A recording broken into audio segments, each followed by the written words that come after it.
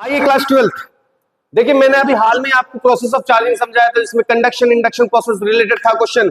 ये जो क्वेश्चन है अक्सर चार्ज वाले क्वेश्चंस को लोग बाग इग्नोर मारते हैं, लेकिन मैं आपसे हमेशा ये बात कहता हूं भाई साहब कि इसको इग्नोर मत मारना, क्योंकि कहीं ना कहीं सीबीएसई और नीट और 2025 में ही नहीं आगे चलकर कई एग्जाम्स में ऐसे क्वेश्चन टकराने वाले हैं।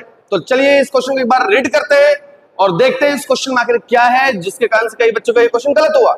Let's start to read that question. आइए बच्चे, क्वेश्चन क्या कह रहा है? कह रहा है two identical charge conducting sphere, दो आइडेंटिकल चार्ज कंडक्टिंग स्फीयर है ए एंड बी। जैसा क्वेश्चन बोल रहा है वैसा करते चलो। ए और बी नाम का दो कंडक्टिंग स्फीयर है, एक का नाम ए है और एक का नाम बी है। बहुत सुंदर सर, बहुत सुंदर। आगे सुनते हैं। They are separated by certain distance, कुछ डिस्टेंस से वो सेपरेट कर दिया गया है। मान लीजिए वो डिस्टेंस थोड़ा देर के लिए मान लीजिए डिस्टेंस आर है। ओके ओके, मान लिया सर। अगर उसका डिस्टेंस आर है, charge on each sphere is Q. दोनों चार्ज के स्फीयर पे चार्ज कितना है? एक पर भी क्यू है, इस पर भी क्यू चार्ज है। ओके, दोनों के बीच का डिस्टेंस क्या है? आर। ऑलराइट, दोनों के बीच का डिस्टेंस क्या है? आर। दोनों चार्ज कितना है? क्यू और क्यू। कोई समस्या यहां तक? अभी ए के पास भी चार्ज क्यू है, बी के पास भी क्यू है। दोनों में रिपल्सन हो रहा है between them and there is force is F. अगर दोनों के बीच का फोर्स एफ है तो according to the Coulomb's law what is the basic formula? F is equals to K Q1 into Q2 Q1 into Q2 upon R square. देखो Q1 into Q2 नहीं लिखेंगे, यहाँ पे Q1 की वैल्यू कितनी है? Q, और Q2 की वैल्यू कितनी है? Q। सो वी राइट है Q into Q upon R square. Next बच्चों ध्यान से देखना, जहां समझ ना आए जरूर कमेंट में पूछना भाई, इतना पक्का है, मैं तो अपना 100% दे रहा हूं, बस अगर तुम कॉपी उठा लो। अब इसका वेरिएशन किस तरह से लिखोगे? K Q square upon R square. कोई दिक्कत नो। जब ए के पास चार्ज क्यू था, बी के पास क्यू था, इसका कूलम्ब फोर्स कितना होगा? K Q square upon R square. आगे क्या कहता है? आगे कहता है थर्ड आइडेंटिकल, अब यहां से कहानी चेंज हो रहा है। Third identical uncharged conducting sphere is brought in contact with the sphere A. बोल रहा है एक third uncharged conducting sphere. Uncharged मैंने समझाया था, जो चार्ज नहीं है, अनचार्ज है, जिसके पास चार्ज क्या है? जीरो। वो नाम है, उसका नाम है सी नाम का चार्ज बॉडी है। उसके पास एट प्रेजेंट में चार्ज क्या है? जीरो। ओके, वो क्या कर रहा है? Firstly is contact with the sphere A. पहले वो ए के साथ कांटेक्ट में आता है। मान लीजिए उसके बाद चार्ज ए के साथ जैसे कांटेक्ट में आएगा, ए के पास ऑलरेडी चार्ज कितना है? क्यू चार्ज है ऑलरेडी, तुम देख रहे हो इसके पास चार्ज ऑलरेडी क्या है? क्यू है ए के पास। जैसे इसके साथ कांटेक्ट में आएगा, कांटेक्ट में आने के बाद दोनों के पास इक्वली चार्ज क्या हो जाएगा? डिस्ट्रीब्यूट हो जाएगा। तो अब इस सी बॉडी के पास चार्ज कितना बचेगा? Q/2, और इसके पास भी कितना हो जाएगा? Q/2। ऑलराइट सर, ऑलराइट, यहां तक क्लियर है भाई? दोनों को कांटेक्ट में लाओगे ना जी, जैसे दोनों को कांटेक्ट में लाओगे तब तक चार्ज फ्लो होते रहेगा, जब तक दोनों क्या ना हो जाए? इक्वली डिस्ट्रीब्यूटेड ना हो जाए। तो दोनों पर चार्ज क्या हो गया? Q/2। कोई दिक्कत? आगे बढ़ते हैं।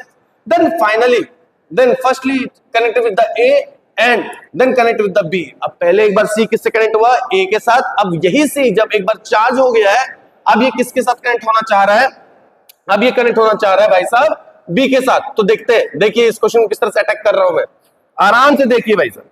और चीजें समझ में आए तो नोट कीजिएगा, नहीं तो कोई दिक्कत नहीं, अपने क्लास का रूल है। समझ नहीं आए तो कॉपी खर्च करने की जरूरत नहीं है भाई।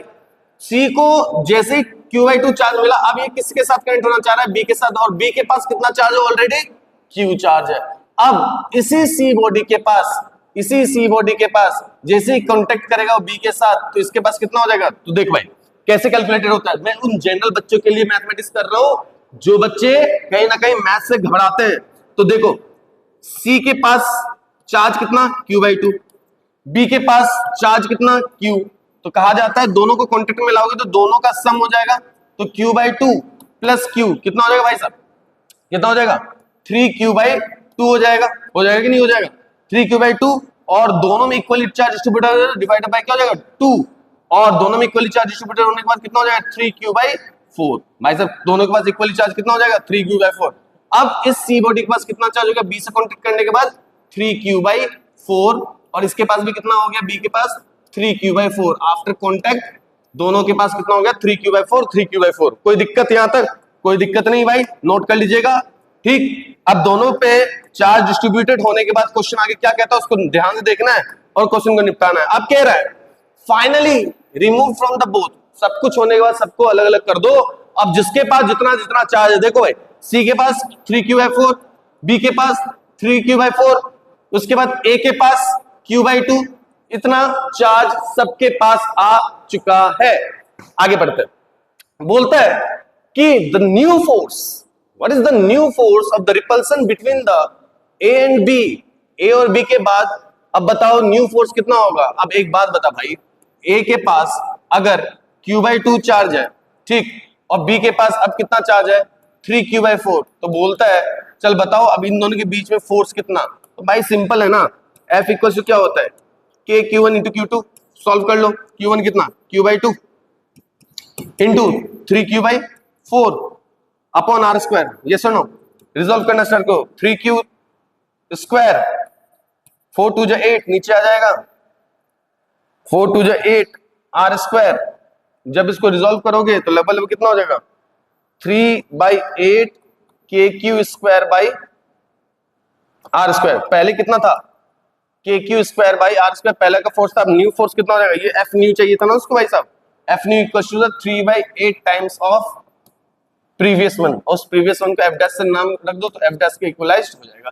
तो कहीं पे भी ऑप्शन 3/8 f है, तो yes this is the option 3/8 f is the correct answer. भाई साहब देखा तुमने पहले क्वेश्चन में क्या बोला, ए बॉडी के पास q चार्ज, बी बॉडी के पास भी q चार्ज, ठीक है, दोनों को सेपरेट किया r डिस्टेंस से, दोनों के बीच में फोर्स था f, जैसे ही फोर्स f कैलकुलेट किया kq square by r square, मान लीजिए थोड़ी देर के लिए।